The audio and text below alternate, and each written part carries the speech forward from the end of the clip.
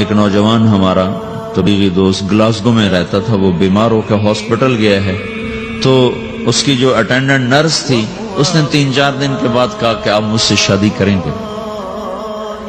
اس نے کہا میں مسلمان ہوں، تم کرسچن ہو؟ کہا میں مسلمان ہو جاؤں گی، اگر آپ شادی کر دو تو میں مسلمان ہوں۔ اس نے کہا تم کس وجہ سے مجھے یہ پیشکش کر رہے ہو؟ وہ کہنے کہ میں 3 دن سے تمہیں دیکھ رہی ہوں تو کہ تم نے ایک دفعہ بھی نظر اٹھا کے مجھے نہیں دیکھا، میں نرس ہوں، میری زندگی یہاں گزری ہے، میں نے کوئی نوجوان ایسا نہیں دیکھا جو لڑکی کو دیکھ کے نظر جھکا لیتا ہو، میں پہلی دفعہ اپنی زندگی میں کسی کو دیکھ رہی ہوں کہ جب اس کے سامنے میں آتی ہوں تو اس کی نظر جھک جاتی ہے، تو مجھے یقین ہو گیا تیرے اندر سچائی ہے۔ وہ مسلمان ہو گئے، اس نے آگے کتنی بچیوں کو مسلمان کیا۔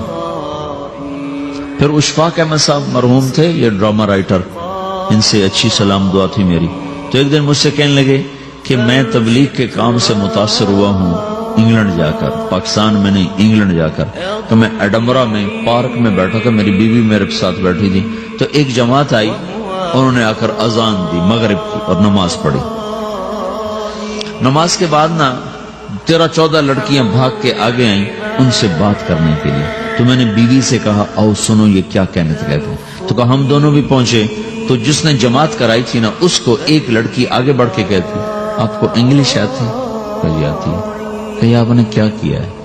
کہا جی ہم نے اپنی عبادت کی ہے۔ تو لڑکی کہنے لگی آج تو اتوار نہیں ہے، تو اس نوجوان نے کہا کہ جی ہم دن میں 5 دفعہ کرتے ہیں، صرف اتوار کو نہیں، روزانہ 5 دفعہ۔ وہ لڑکی کہنے لگی یہ تو بہت زیادہ ہے، آپ اس کو کیسے نبھاتے ہیں؟ تو اس نے اس کو جواب دیا، 2-3 سوال اس نے اور کیے، جواب دیا، تو کہنے لگی اچھا بہت مہربانی، اس نے سے ہاتھ بڑھایا آگے ملانے کے لیے تو وہ نوجوان کہنے لگا میں آپ سے معافی چاہتا ہوں، میں آپ کو ہاتھ نہیں ملا سکتا۔ تو اس لڑکی نے کہا کیوں؟ کہ یہ ہاتھ میری بیوی کی امانت ہے اور کسی کو نہیں لگ سکتا۔ تو لڑکی کھڑی تھی، وہ زمین پہ گر گئی، صرف اس بہت وہ زمین پہ گر گئی، کھڑے کھڑے وہ زمین پہ گر گئی اور وہ بچوں کی طرح رونے لگی پھوٹ پھوٹ کے، اور کہنے لگی وہ لڑکی کتنی خوش قسمت ہے جس کے تم خامد ہو، کاش یورپ کے مرد بھی ایسے ہی ہوتے۔ جس رب نے نفسیات بنائی ہے وہ اگر کوئی عورت کپڑے اتار دے تو اس کی نفسیات بدل جائے گی، چاہے وہ مغرب میں پیدا ہو چاہے وہ مشرق میں پیدا ہو۔ عورت کی نفسیاتی حیا ہے اور وفا ہے، کسی وفادار کی تلاش ہے، تو وہ اس کو پتہ بھی نہیں ہے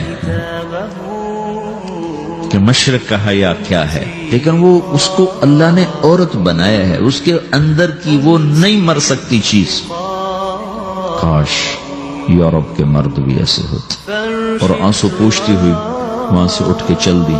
تو اشفاق صاحب مرحوم کہنے لگے میں نے اپنی بیوی سے کہا بانو آج وہ تبلیغ ہوئی ہے کہ لاکھوں کتابیں بھی چھپ جاتی، وہ کام نہ ہوتا جو یہ نوجوان اپنے عمل سے کر گئے۔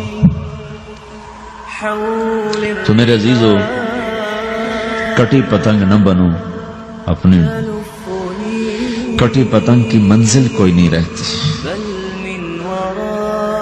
اللہ اس کے رسول کے ہاتھ میں اپنے ڈور دے کے چلو، اللہ اس کے رسول کی غلامی میں اپنے آپ کو چلاؤ تو اللہ تمہیں بھاگ لگائے، عزت بھی دے گا۔ اپنی منمانی میں کوئی راحت نہیں، اللہ کی قسم کوئی راحت نہیں۔ 6 بر اعظم پھر کے تمہیں بتا رہا ہوں کہ جو اپنی ترتیبوں پر چلنے والوں کے دکھ آپ لوگ اندازہ نہیں لگا سکتے۔ چلنا ہے تو اللہ اس کے رسول کی زندگی کو اپنا کے چلو، اللہ تمہاری دنیا بھی سکھ والی بنائے گا، آخرت بھی سکھ چین والی بنائے گا۔ لیکن یہ سیکھنا پڑے گا، سیکھنا پڑے گا۔ تبلیغ اس کو سیکھنے کی محنت ہے اور اس کو آگے پہنچانے کی محنت ہے۔ تو یہ عمر ہے، اس وقت ساری دنیا اسلام کے لیے تیار ہے، چونکہ نظریاتی طور پر دنیا شکست کھا چکی، کسی کے پاس کچھ نہیں۔ تو ہمارے پاس ایک ایسا خوبصورت نظریہ ہے کہ جو ان کو بڑی تیزی سے اپنی طرف کھینچ سکتا ہے، اور اللہ کا احسان ہے کہ تیزی کے ساتھ نسلوں کا رخ اللہ کی طرف ہو رہا ہے۔ تھوڑی ہمت کرو، چھٹیوں کا وقت تبلیغ میں دو، باقی وقت اپنی تعلیم کو دو، گھر جاؤ تو ماں باپ کے خادم بن کے رہو، نوکر بن کے رہو۔